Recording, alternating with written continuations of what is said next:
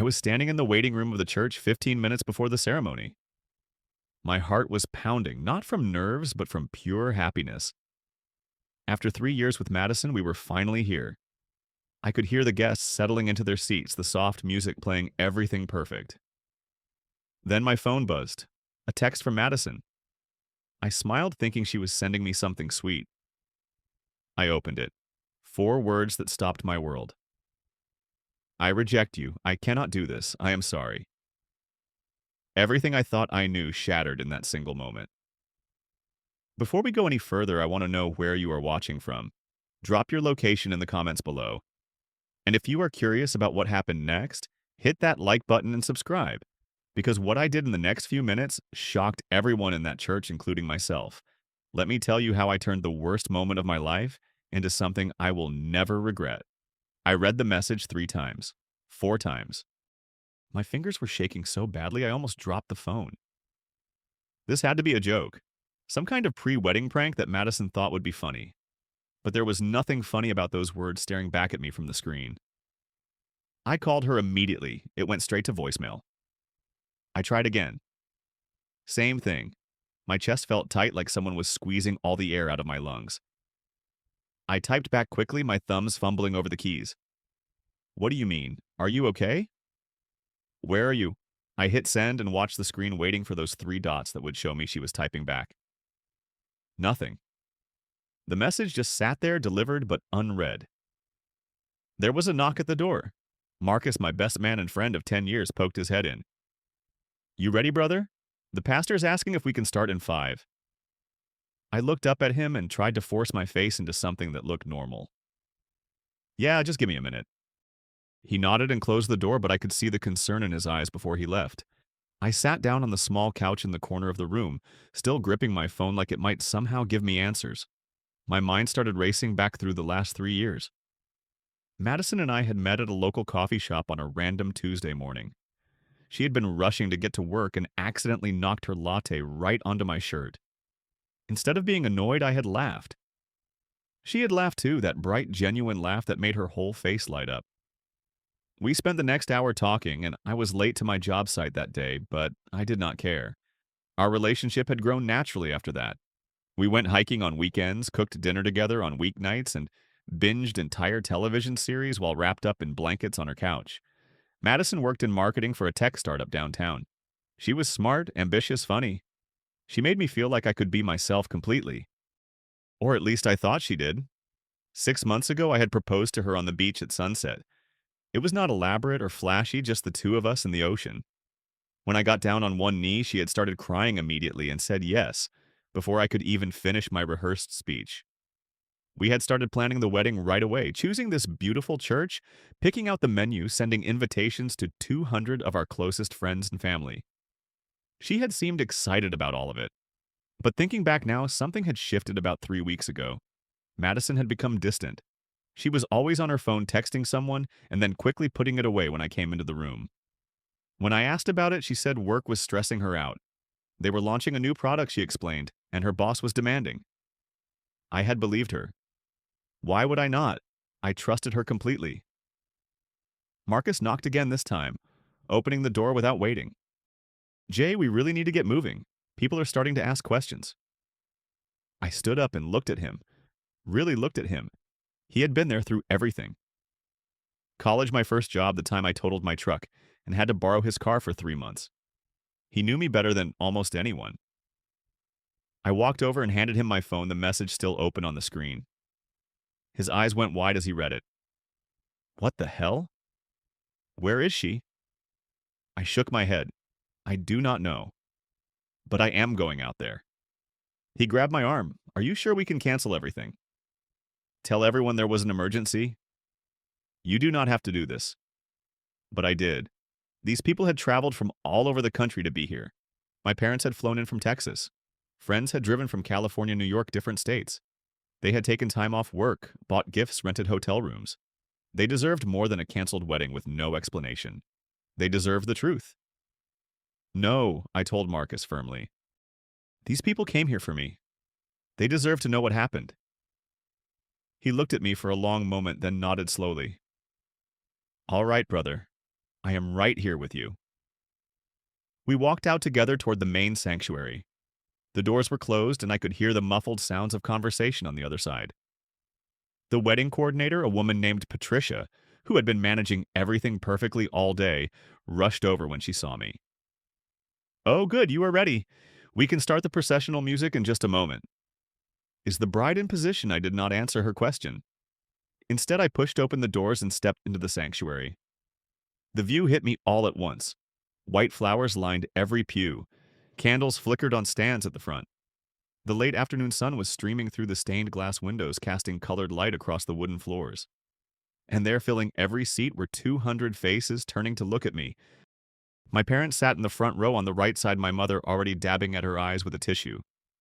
On the left side, Madison's parents sat stiffly, her mother checking her phone with a worried expression. I walked down the aisle slowly, Marcus right behind me. The pastor, a kind older man named Reverend Thompson, smiled at me as I took my position at the front. "Ready, son?" he asked quietly. I nodded, but I could barely hear him over the sound of my own heartbeat pounding in my ears. The organist began playing the processional music, the traditional wedding march that was supposed to signal Madison's entrance. Everyone in the congregation stood and turned toward the back of the church, waiting for the doors to open and for her to appear in her white dress. 1 minute passed, then 2, then 3. The music kept playing, but it started to sound strained, uncertain. People began shifting in their seats, whispering to each other. Madison's mother stood up abruptly, her face pale. She grabbed her phone and stepped into the aisle, dialing quickly. I could see her mouth moving, could see the panic spreading across her features as she waited for an answer that clearly was not coming. She turned and half ran toward the back of the church, disappearing through a side door. The whispers grew louder. Something is wrong. Where is she? Is she okay? The organist finally stopped playing, and the silence that followed was somehow worse than the music had been. Every eye in the church was on me now, waiting for an explanation I did not have. Marcus leaned close to my ear. "What do you want to do?" His voice was steady, trying to anchor me. I looked out at all those faces, my co-workers from the engineering firm, my college roommates, my aunt and uncle who had driven 12 hours to get here. They all looked confused, concerned, some of them starting to look genuinely worried. That was when I made the decision. I reached for the microphone that had been set up for the vows. My hand was shaking as I pulled it closer, and the sound system gave a small feedback squeal that made a few people wince. "Can I have everyone's attention, please?" My voice came out rougher than I expected, but it carried through the sanctuary. The whispers stopped immediately. Every person in that church went completely silent, all eyes locked on me. I took a breath that felt like it might be my last easy one for a while. "I want to thank you all for being here today. You traveled from different states, took time off work. Some of you spent money you probably could not afford, all to celebrate what was supposed to be the happiest day of my life." I paused, feeling my throat start to close up. "But I need to be honest with you. About 15 minutes ago, I received a text message from Madison." The whispers started again, louder this time. I held up my phone, the screen still showing that devastating message. My hands were shaking badly enough that I had to grip the phone with both hands to hold it steady. I read it out loud, my voice cracking on the last word. "I reject you. I cannot do this. I am sorry." The reaction was immediate. Gasps echoed through the church. Someone in the back let out a small cry. I saw my mother's hand fly to her mouth, my father half rising from his seat. Madison's mother burst back through the side door at that exact moment, her face red and streaked with tears. "That cannot be true. Where is my daughter?" Her voice was shrill with panic. I looked directly at her, and I could see my own pain reflected in her eyes. "I do not know Mrs. Palmer. She is not answering my calls." Madison's father stood up next to his wife, his face going through several shades of red. "This is ridiculous. She must be in the bridal suite. She probably just got cold feet. Someone go check on her." But before anyone could move, my phone buzzed in my hand, then again and again. Marcus, who was still standing right next to me, glanced down at the screen. His entire face went white. "Jay," he whispered, "do not look at that right now. But it was too late. I had already seen the notification, a message from an unknown number, and an image attachment. I opened it. The photo loaded slowly pixel by pixel like the universe was giving me one last chance to look away. But I did not. I watched as it came into focus. Madison, at an airport, her arms wrapped around a man I recognized immediately from the photos she kept hidden in a box in her closet. Derek, her ex-boyfriend from college, the one she swore she had not spoken to in over 2 years. The message that came with the photo was brief. Sorry you had to find out this way. She chose me. We are flying to Costa Rica. She was too scared to tell you. The sender did not identify themselves, but it had to be Derek.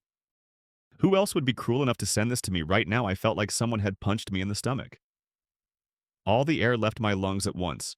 Marcus grabbed my arm, his grip tight enough to hurt. Do not show anyone. Let us just end this and get you out of here. But I looked out at the congregation again. At my parents who had spent thousands of dollars on this wedding. At my friends who had traveled across the country. At Madison's parents who looked like they were about to collapse from shame and confusion. They had all come here for a wedding. They deserved to know why they were not getting one. I have an update, I said into the microphone. My voice sounded strange now, hollow. I just received a photo and a message. Would you like to see it? Before anyone could answer, I walked over to the laptop that was controlling the projector screen behind me. It was supposed to show a slideshow of photos during the reception. Instead, I connected my phone and pulled up the image. The screen behind me, easily 10 feet tall, suddenly displayed Madison and Derek embracing at what looked like the airport terminal. Her head was on his shoulder.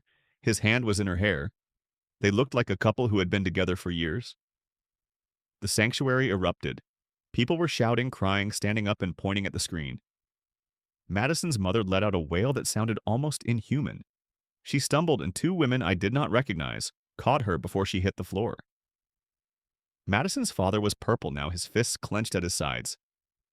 I will kill that boy. I told her to stay away from him. He is poison. He has always been poison. I had known about Derek. Madison had told me about him early in our relationship. They had dated for 2 years in college, she said, but it ended badly. He had cheated on her with her roommate, and she had cut off all contact. At least that was what she told me. Looking at that photo now, at how comfortable they looked together, I wondered how much of that story had been true. The chaos in the church was growing. People were talking over each other, some trying to comfort Madison's mother, others looking at me with expressions of pity that made my skin crawl. I did not want their pity. I did not want anything except to understand how I had been so completely blind. Marcus was still next to me, and I could feel him watching me carefully, probably worried I was going to break down. And maybe I should have. Maybe that would have been the normal response. But standing there looking at that photo on the screen, I did not feel sad. I felt empty, like someone had reached into my chest and scooped out everything that used to be there. But as I stood there in that emptiness, something else started to creep in. Not sadness, not anger, something closer to clarity. Madison had made her choice. She had chosen to text me 15 minutes before our wedding instead of having the courage to tell me to my face. She had chosen Derek, a man who had already proven he could not be faithful. She had chosen to humiliate me in front of everyone I loved. But I still had a choice too. I could let this moment define me as the man who got left at the altar, who became a cautionary tale people whispered about at other weddings. Or I could take back some control. I looked around the sanctuary one more time, at the flowers we had spent hours choosing, at the candles that had cost a fortune, at the reception hall next door where there was a full bar, a catered dinner for 200 and a DJ who had already set up his equipment. Madison had taken a lot from me today, my trust, my future, maybe even my dignity. But she was not going to take this moment from the people who actually cared about me. I reached for the microphone again. People gradually quieted down, though Madison's mother was still sobbing in the front row. I know this is not what any of us expected, I began. Trust me, I am still processing it myself. But here is what I am thinking. I gestured around the church. We have a beautiful venue. We have amazing food waiting next door that is already paid for. We have a full bar. We have a DJ ready to play music. We have 200 people who cared enough about me to show up today. I paused, letting that sink in. Madison took a lot from me today, my trust in her. the future I thought we were building, my dignity maybe, but she will not take this moment from us. The confusion on people's faces was almost comical. They had no idea where I was going with this. So here is my proposal, I continued. This is no longer a wedding. Consider it a celebration instead. A celebration of friendship, of family, of the fact that I just dodged the biggest bullet of my life. A few nervous laughs rippled through the crowd. The bar is open. I said, my voice getting stronger now. The food is ready. The music is about to start. And we are going to party like we planned to. Because you all deserve it for showing up for me. And honestly, I deserve it too. For a moment, nobody moved. Then Marcus started clapping. Slowly at first, then faster. A few other people joined in. Then more. Then suddenly the entire church was applauding, and some people were actually cheering. My father stood up, tears streaming down his face, and raised his fist in the air. "That is my son," he shouted. My mother rushed up to the front and wrapped her arms around me so tightly I could barely breathe. "I am so proud of you," she whispered into my ear. "You are going to be okay." I hugged her back, and for the first time since I had read that text message, I felt something other than emptiness. I felt surrounded by love. The transformation happened faster than I expected. The somber, shocked atmosphere in the church shifted as people started filing out toward the reception hall. I could hear excited chatter starting to replace the stunned whispers. Someone laughed, then someone else. The organist, bless her heart, started playing upbeat jazz music instead of traditional church hymns. Marcus stayed glued to my side as we walked into the reception hall. The space looked incredible. Round tables covered in white linen surrounded a large dance floor. Centerpieces of white roses and baby's breath sat on each table. String lights were draped across the ceiling, giving everything a warm glow.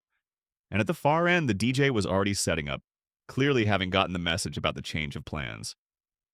The catering staff looked confused at first, but the event coordinator quickly explained the situation. To their credit, they did not miss a beat. Within minutes, waiters were circulating with trays of appetizers. Bacon-wrapped scallops, stuffed mushrooms, caprese skewers. The bar opened and people started ordering drinks. I saw my uncle getting a whiskey, my college roommate Jake ordering a beer. Marcus guided me to what was supposed to be the head table. It had been set for two with the elaborate display of flowers between the place settings. A waiter quickly removed one of the settings and the flowers leaving just my spot. Marcus sat down next to me instead, and soon we were joined by my three groomsmen. David, who I worked with, Tyler from college, and Chris, my younger brother. They did not know what to say at first. None of us did. Then Tyler raised his beer bottle to Jay, the luckiest man alive. "You just escaped a lifetime of lies." We all clinked our glasses together, and I took a long drink of the craft beer someone had handed me. It tasted better than I expected. The food started coming out. Filet mignon cooked to perfection. Butter-poached lobster tails. Creamy pasta with wild mushrooms. Fresh salad with cranberries and candied walnuts. Warm bread rolls with honey butter. It was the exact menu Madison and I had spent weeks choosing, tasting different options, until we found the perfect combination. Now I was eating it without her, and somehow that made it taste even better. People started coming up to the table. My co-workers from the engineering firm where I worked as a civil engineer designing bridges and overpasses. My boss Tom shook my hand firmly. "You handled that with more class than most people could have managed. Take whatever time you need. Your projects will be there when you get back." I thanked him, genuinely touched. My college friends gathered around telling old stories that made me laugh despite everything. "Remember when you tried to impress that girl in physics by solving the extra credit problem, and you got it completely wrong and she never spoke to you again?" Jake was grinning. "Yeah, well, at least she did not wait until we were about to get married to reject me." I shot back and everyone burst out laughing. Even Madison's parents came over eventually. Her mother had composed herself, though her eyes were still red and swollen. "Jay, I am so sorry. I had no idea. If I had known she was still in contact with Derek, I would have said something. I could see she meant it." "This is not your fault, Mrs. Palmer. Madison made her own choices."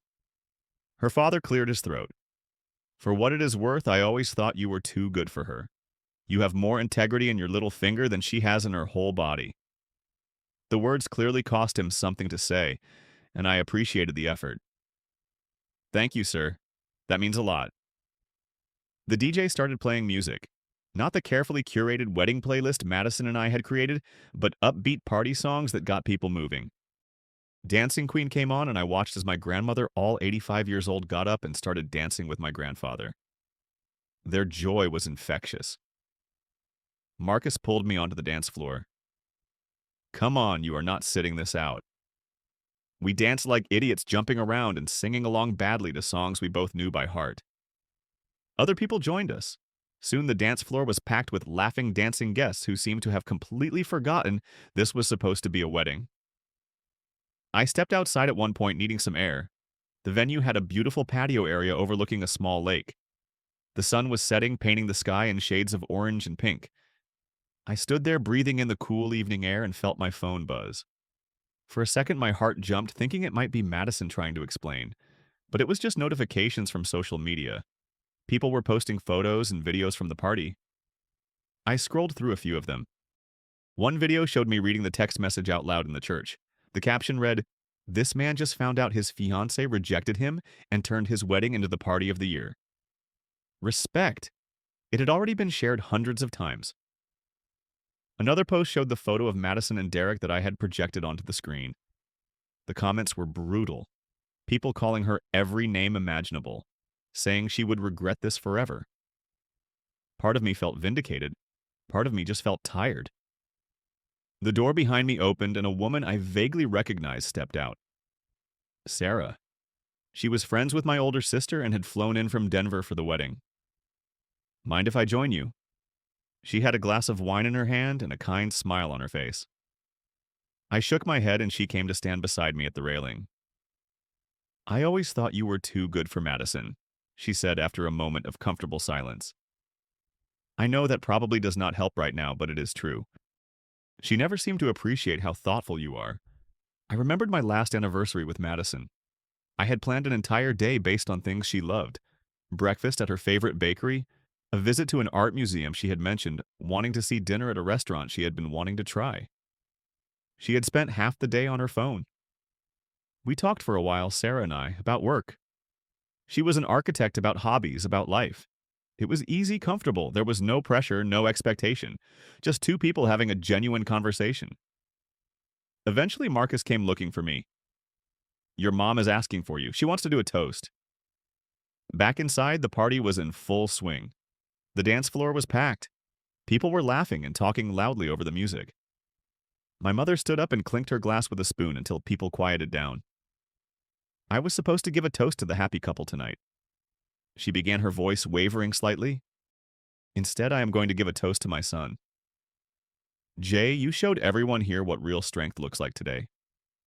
You could have run away. You could have hidden. Instead, you stood up there and faced the truth with grace and courage. I have never been more proud to be your mother." She raised her glass and everyone in the room followed suit. To Jay, they choroed. I felt my eyes starting to burn with tears, but I blinked them back. Not yet. I was not ready to break down yet. The party continued late into the night. The DJ played everything from classic rock to current pop hits. People danced until their feet hurt, ate until they could not eat anymore, drank until they were pleasantly buzzed. At one point, someone suggested we cut the wedding cake, but I vetoed that idea immediately. Some traditions were better left unobserved. Around 11 at night, people started trickling out, hugging me goodbye, telling me to call if I needed anything, expressing their support in dozens of different ways. By midnight, only Marcus, my parents, and a few close friends remained. We sat around one of the tables exhausted, but somehow content. My father put his hand on my shoulder.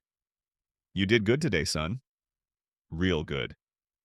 My mother nodded in agreement, too emotional to speak.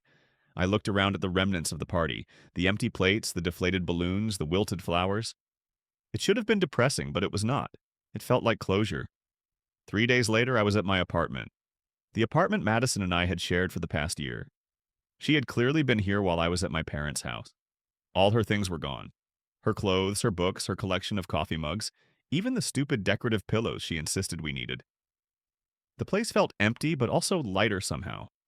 I had spent the past 72 hours fielding calls and messages, friends checking in, family offering support, coworkers sending well wishes.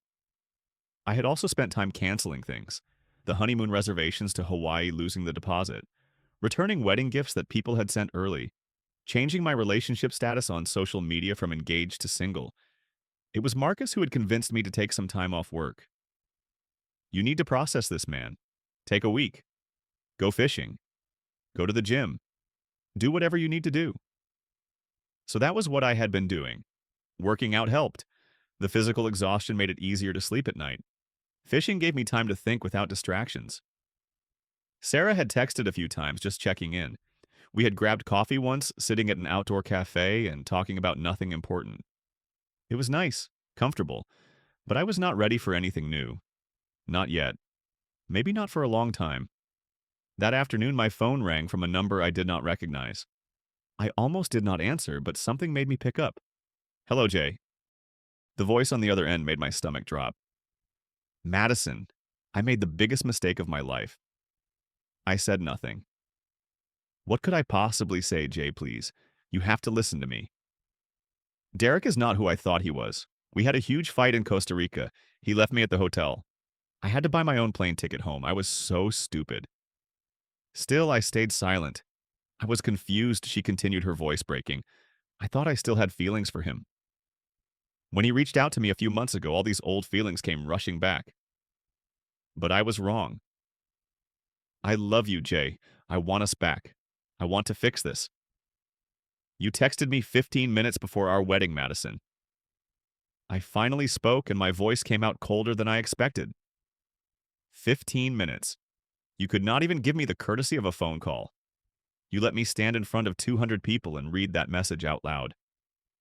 I know. I panicked. I was scared of commitment, of forever, of messing things up. But now I see clearly. Please give me another chance. We can have a new wedding, a small one, just us. We can start over. I laughed, and it was not a kind sound. You think this is about the wedding? You think I care about the party or the venue or any of that? You chose someone else over me. You chose your ex-boyfriend who you swore you never talked to anymore. You chose to humiliate me in front of everyone I love. Jay, please. She was crying now, real sobs that I could hear clearly through the phone. I will do anything. I will go to therapy. I will cut off all contact with Derek. I will prove to you that I can change. For just a second, I wavered. 3 years together. All those memories, all those plans we had made. But then I thought about standing in that church reading that text message. I thought about the photo of her and Derek at the airport. I thought about the last 3 weeks when she had been distant and secretive, and I had trusted her enough not to question it. Madison, I said quietly. I stood in front of 200 people and told them you rejected me. Do you know how that felt? Do you have any idea what you put me through? And you know what I realized that day? I deserve better. I deserve someone who would not run away when things get scary. I deserve someone who would not choose their ex over me. I deserve someone who has enough respect for me to end things face to face, not through a text message. I am sorry. I am so, so sorry. Her voice was barely a whisper now. I hope you find what you are looking for, Madison, but it will not be with me. Goodbye. I hung up before she could respond. Then I blocked her number, blocked her on every social media platform, blocked her email. I needed a clean break, and this was the only way to get it. The weeks that followed were a strange mix of difficult and liberating. I had to get used to living alone again, to cooking for one, to having no one to share my day with. But I also got to rediscover who I was outside of that relationship. I started going to the gym regularly with Marcus, building muscle and burning off stress. We went fishing most weekends, spending hours on the lake in comfortable silence. I joined a running club in my neighborhood. Every Tuesday and Thursday evening, a group of about 20 people would meet at the local park and run together. It was mostly casual runners, people who wanted exercise and community more than competition. I met a retired teacher named Frank who told terrible jokes, a nurse named Patricia who worked night shifts at the hospital, a college student named Brian who was training for his first marathon. Work became a welcome distraction. I threw myself into my current project, a new bridge design that would connect two parts of the city that had been separated by a river for decades. My boss, Tom, noticed the extra effort and pulled me aside one day. "You are doing great work, Jay. I am putting you up for a promotion to project manager." The raise that came with the new title allowed me to move out of the apartment I had shared with Madison and into a place of my own. The new apartment was smaller, but it was mine. I decorated it the way I wanted. No decorative pillows, no pastel colors, just clean lines, comfortable furniture, and a lot of natural light. I adopted a dog from the shelter, a 3-year-old golden retriever mix named Cooper. He had been abandoned by his previous owner and was wary of people at first, but we bonded quickly. Two abandoned souls finding comfort in each other. Sarah and I continued to grab coffee occasionally, and it gradually evolved into friendship. We would meet up for lunch, go to art museums together, attend concerts in the park. There was no romantic pressure, just two people enjoying each other's company. She never pushed for more, seemed to understand that I needed time to heal. Through mutual friends, I heard occasional updates about Madison. She and Derek had tried to make it work for about 2 months after they returned from Costa Rica, but it fell apart quickly. According to the gossip, he had cheated on her again, this time with a coworker. Madison was now single, living with her parents, and supposedly trying to find herself through therapy and yoga. I felt nothing when I heard this news. No satisfaction at her pain. No vindication that I had been right about Derek. Just a mild sense of relief that I had dodged that particular disaster. Madison was someone I used to know, someone I used to love, but she was no longer part of my life. My parents called regularly, more often than they had before the wedding debacle. My mother would check in on my emotional state, make sure I was eating properly, remind me that I was loved. My father and I talked about work, sports, life in general. Our relationship had deepened through this experience. They had seen me at my lowest point and watched me rebuild, and there was a new respect between us because of it. 6 months after the non-wedding, I found myself sitting on my apartment balcony on a Saturday morning. Cooper was lying at my feet, his tail thumping occasionally against the wooden deck. I had a cup of coffee in my hand, still hot enough to send steam curling up into the cool morning air. The sun was just starting to rise, painting the sky in shades of pink and orange. I thought about that day at the church, about standing there in front of everyone reading that text message out loud, about the decision to turn the wedding into a party. It had been the hardest day of my life, but also somehow one of the most important. I had learned things about myself that day, that I was stronger than I thought, that I had people who truly loved me, that I deserved better than someone who would abandon me at the altar. Looking back, I could see all the signs I had missed. The way Madison would change the subject whenever I brought up long-term plans beyond the wedding. The way she kept in touch with ex-boyfriends on social media despite telling me she had cut contact. The way she always needed validation from other men, fishing for compliments and attention. I had ignored all of it because I loved her, or at least I loved the version of her I had created in my head. The real Madison was someone who ran when things got difficult. Someone who could not commit. Someone who valued excitement over stability. And that was fine. She was allowed to be that person. But I did not have to be the one who waited around for her to figure herself out. I had learned not to ignore red flags, not to make excuses for behavior that made me uncomfortable, not to sacrifice my own peace of mind for someone else's comfort. These were lessons that would serve me well in future relationships whenever I was ready for those. But more than anything, I learned about the importance of the people who showed up. My parents, who had flown in from Texas and stayed for weeks after the wedding to help me through the aftermath. Marcus, who had taken vacation days to keep me company. My co-workers, who had sent cards and called to check in. My running club friends, who barely knew me but invited me to group dinners and movie nights. Sarah, who had become a genuine friend with no ulterior motives. These were the people who mattered. These were the relationships worth investing in. Not the romantic relationship that had looked perfect on the surface but was rotten underneath. Not the person who only wanted me when it was convenient for her, but the people who showed up when things were messy and difficult and uncomfortable. I also learned something about myself that surprised me. I was not a victim. Yes, something terrible had happened to me. Yes, I had been hurt and humiliated. But I had made choices about how to respond. I could have canceled the wedding and sent everyone home. I could have hidden in that waiting room and avoided the whole situation. I could have lied and made up some excuse about Madison being sick. Instead, I had chosen honesty.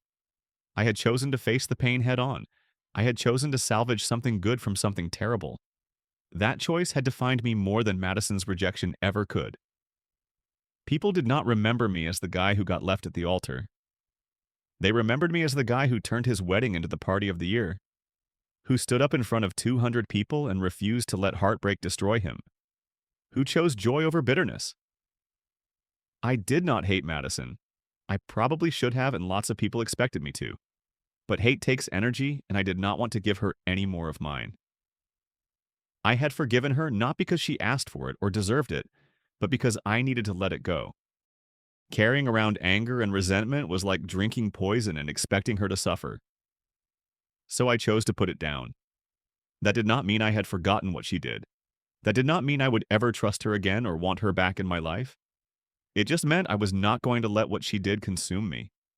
I was going to take the lessons, leave the pain, and move forward. Cooper lifted his head and looked at me with those soulful brown eyes that dogs somehow perfect. I reached down and scratched behind his ears, and his tail started wagging harder. He did not care about my past or my heartbreak. He just cared that I was here now, present and available. There was something profound in that simplicity. My phone buzzed with a text from Marcus. "Fishing today, lake opens at 6. I smiled and texted back. "Absolutely. Pick me up at 5:30. Some traditions were worth keeping, and fishing with my best friend on Saturday mornings had become one of them. As I sat there finishing my coffee and watching the sunrise with my dog at my feet, and plans with my best friend on the horizon, I realized something. I was happy. Not the explosive butterflies in your stomach kind of happy that new relationships bring, but a deeper, more sustainable happiness. The kind that comes from knowing yourself, from being surrounded by people who genuinely care about you, from building a life that reflects your values. Madison had texted me that she rejected me, but looking back, I think I was the one who had done the rejecting. I had rejected the idea that I needed her to be complete. I had rejected the notion that being left at the altar made me a failure. I had rejected the easy path of bitterness and chosen the harder path of growth instead. Life had thrown me a curveball that day 6 months ago, but instead of striking out, I had hit it out of the park. Not because I was special or particularly strong, but because I had made a choice. I had chosen to focus on what I still had rather than what I had lost. I had chosen the people who showed up over the person who ran away. I had chosen myself, and that choice had made all the difference. So if you're going through something similar right now, if someone has rejected you or broken your heart or shattered your plans, I want you to know this. You get to choose how this defines you. You can let it break you, or you can let it make you stronger. You can focus on what you lost, or you can celebrate what you still have. You can become bitter, or you can become better. I chose better, and I would make that same choice again in a heartbeat.